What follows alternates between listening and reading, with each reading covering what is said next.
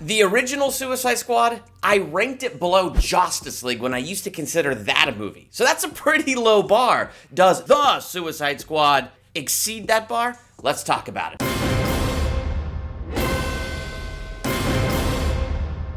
Welcome to Durbania. I'm Durbin, and this is my spoiler talk review for The Suicide Squad, directed by James Gunn. It has just dropped on HBO Max and the big screen. Is it worth seeing it on the big screen, or is it really just an HBO Max type movie? I look forward to diving into that with you. As a standalone DC movie, is it good? What did you think? Let's talk about it. So, is The Suicide Squad, directed by James Gunn, good? Is it worth seeing on the big screen? It's good because it is entertaining.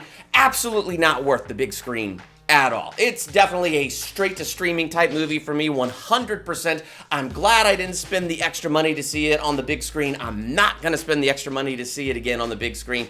But in the end, it was kind of hard to grade this movie. I feel like comparing it to the first Suicide Squad, it gets a B-. It is leaps and bounds better than the first Suicide Squad, but that's no major feat. But you take this movie and you compare it to the rest of the DCEU, like the good movies, like Man of Steel, Wonder Woman, Zack Snyder's Justice League. This one falls flat, completely average, and I'd give it a C. It wasn't spectacular. It wasn't groundbreaking. It wasn't the DC film that I've been waiting for. I was watching this movie and I was just thinking, what are you? Are you a sequel? A reboot? It's described as a soft reboot. What does that mean? What timeline is it even on? I think this movie doesn't even know what timeline it's on. He's in prison for putting Superman in the ICU with a kryptonite bullet. I don't think they even know which Superman they are talking about. Are they talking about Henry Cavill? Are they talking about some other future Superman? I don't even think they know. For all we know, it was Tom Welling's Superman.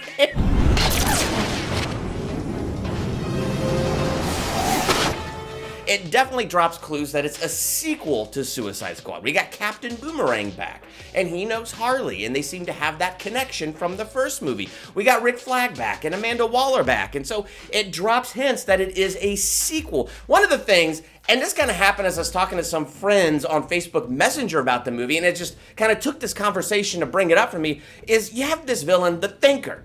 And so he's got the little things in his head, and it's supposed to like increase his brain power. I don't feel like we ever actually saw him think. And he's called the Thinker. We knew he was incredibly gross, and he is a bad guy, and he worked with the giant kaiju starfish for 30 years, and he said he's the only one that could control it. We didn't see any master plan. There was nothing really interesting where there was this twist where all the bad guys didn't even realize that they were falling into his plan because he was like 17 steps ahead of them. So if he's called the Thinker and he's got the electrodes in his head that is supposed to increase his brain power, I mean, give me at least something like Bradley Cooper from Limitless, you know, where he's got that ability. And we never really saw that. He never outthunk Bloodsport. When Bloodsport came into the bar and put that gun to his back, like, there was no moment where it seemed like he outthought anybody or had some other weird plan going on. And he died pretty quick. And we never saw him actually control a monster or have any dramatic point where he was in control over the monster, but the monster outthought him and broke away from the control and then destroyed him. Like, we never got anything like that. For somebody who's called the Thinker, whose superpower is his super thinking ability, we really saw no super thinking ability. So that's one thing that wasn't my favorite part of this movie. And so one of the things that I liked about this movie is I think they did a better job with the team. The first Suicide Squad movie, so they did like these 3 montages to try to like introduce us to the origin stories of all these villains and stuff, and it was just like, whatever, it was insane. It's one of the many things I didn't like about that movie. This one did a better job. It just kind of trusted our intelligence, and we just dove right into the movie. I mean, it opens with Yondu, and because he played Yondu in Guardians of the Galaxy, I think it made me like this character Savant more. I don't know anything about this character from DC Comics, but opening with him, I liked his character. I liked getting to know him. I saw him on all the posters, all the trailers. I was looking forward to getting to know this character better. You've seen the movie, so you know exactly where I'm going with this. We get introduced to that first team, and that first team shows up on the beach, and they all die except for Rick Flag and Harley Quinn.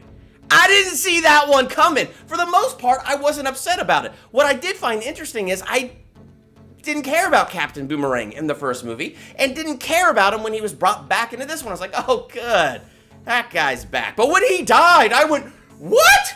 What are you doing? I mean, like, I couldn't believe they killed him off right there at the beginning. And then Yondu, my gosh, the dude turns around and runs after the war starts on the beach.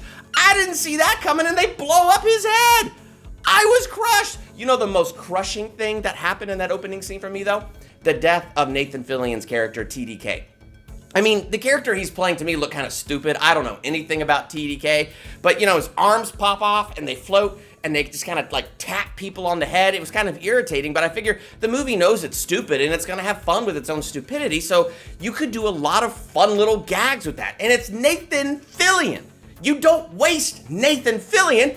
That is probably the biggest sin this movie had for me. The biggest strike it had is it killed Nathan Fillion right there in the beginning. No, I'm sorry. Nathan Fillion is a survivor. You keep him in the team, you reunite him with everybody, and he is a classic character who single-handedly saves the movie. That's what happens. But no, they killed Nathan Fillion on the beach. Funniest part, though, for me is Weasel, like, belly flopping on the water, and then he drowns right there, and everybody's like, did anybody check to see if this Weasel could swim?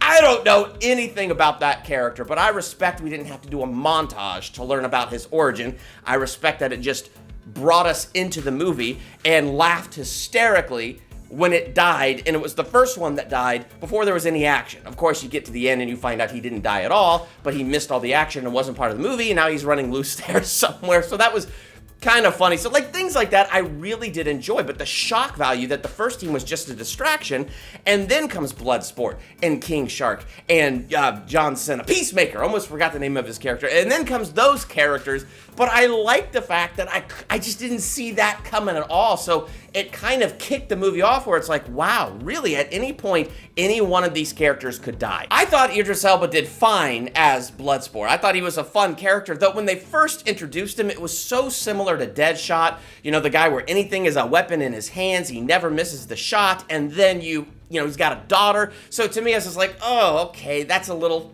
Deadshot-like, but then they did a great job with this character arc throughout the movie. Well, actually, I don't know that any of these characters had much of an arc, but he was an interesting character, and they did a good job attaching me to his character as the movie went on. I would say my two favorite characters on the team, absolute favorite, Lil Sebastian. What? Yes! Oh my god! Oh my god! I know, that's a horse on the other show, but I like that little rat, Sebastian. I thought he was such a fun little character. And King Shark. I really like King Shark, and I think Sylvester Stallone was pretty hilarious voicing that shark. Bird. Now it. Stay off the comp. This is probably my favorite movie featuring Harley Quinn. I mean, Suicide Squad wasn't good, but Margot Robbie was a highlight for me. I thought she did a great job as Harley Quinn. I like the stylistic choice of the javelin, and you know, here she is like carrying this javelin because the dude who carried it died, and he told her to carry it. She's the only one worthy, and she figured God would tell her what to do with it. So I love how this javelin kept popping up in this movie for her. I loved it when she was busting out of that place and she was like taking out all those dudes. I love like the animated flower petals that were flying out behind her and the animated birds flying around. I don't know. Little stylistic moments like that were kind of fun for me. It fit the character of Harley. It just, so I enjoyed scenes and moments like that. I love that whole breakout scene where she comes out of the place and they're like, well, we were about to save you. She goes, oh. You were gonna save me? It was a really good plan, too. Well, I can go back inside and you can still do it. Now, something else I didn't quite see coming is this dude, one of our main bad guys, proposing to Harley. But then when he proposed to Harley, it's like, oh, well, you know, she does always seem to end up with the bad guy, it seems. I mean, come on, she was once Joker's girlfriend. But then he throws out some red flags and she shoots the guy.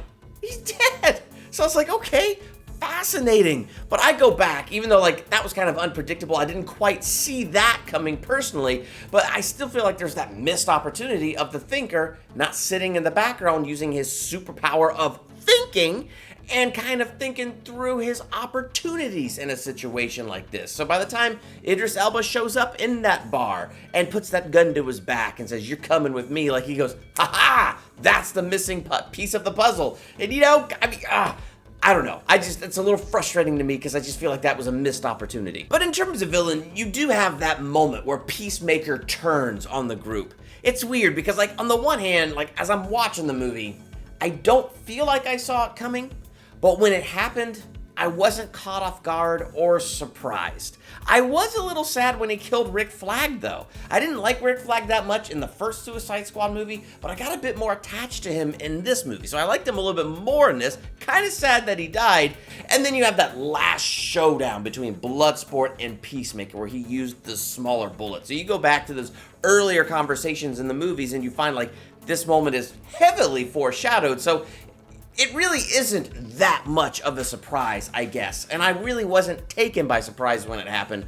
But yeah, I don't know. Like, Peacemaker just wasn't a character that won me over anyway. So I wasn't, like, hurt or devastated when he made the turn. The ending reminded me of Ghostbusters, because Ghostbusters ends with the Stay Puft Marshmallow Man, and he's going through New York City. This is a giant space starfish. So I gotta say, I like that the movie knew, hey, this is gonna be stupid. So you know what our guys are gonna do? They're gonna fight a giant starfish. Ha ha! Brilliant! But it was funny. Like, I enjoyed it, and it had a fun feel to it, the fact that it wasn't taking itself too seriously. And one of the things I like, so if I was gonna take a theological analysis out of this dark movie about villains who are forced to do something heroic, this is my theological analysis. I loved it when Ratcatcher sent all of the rats after the giant starfish, and Harley said God would tell her what to do with the javelin, and suddenly she knew, and she leapt off that building with the javelin and pierced the thing's eyeball. And then the rats came swimming in to the eyeball and kind of destroyed the monster from the inside out. So the combination of God telling Harley what to do with the javelin and these little rats going in there, the little humble things, destroying this great big monster in the end. I loved the flashback to Taika Waititi, and I loved what he was saying to his daughter. She said, "Why rats?" And he said, "Well, rats are the lowliest and most despised of all creatures, my love. They have purpose. So do we all." What is the price of 5 sparrows? 2 copper coins? Yet God does not forget a single one of them. And the very hairs on your head are all numbered. So don't be afraid. You are more valuable to God than a whole flock of sparrows. So here we have Taika Waititi saying, if even these little rats have purpose, then so do we all. And that's such a great reminder of Jesus saying, if God cares so much for sparrows, well then how much more does he care for you?